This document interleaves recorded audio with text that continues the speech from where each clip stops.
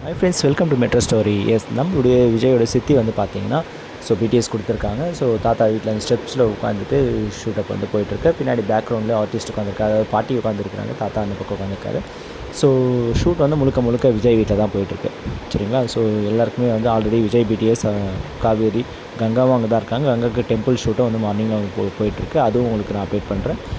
அதாவது கங்காவோட sister, second ஒய்ஃபோட sister இருந்தாங்க. அவங்களுக்கும் டெம்பிள் ஷூட் வந்து போயிட்டுருக்கு. இதுக்கு நடுவில் நம்ம சித்தி வந்து வீட்டில் வந்து போயிட்டுருக்கு. பிக் ட்ரீமும் அப்படின்ற ஒரு இதுவும் கொடுத்துருக்காங்க.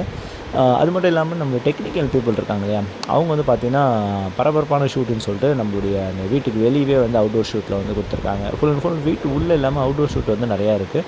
டெம்பிள், வீட்டுக்கு வெளியே அந்த தோட்ட பகுதி, அந்த மாதிரி வந்து அவுட்டோர் ஷூட் வந்து போயிட்டுருக்கு. பரபரப்பான ஷூட்டிங் இருக்காங்க.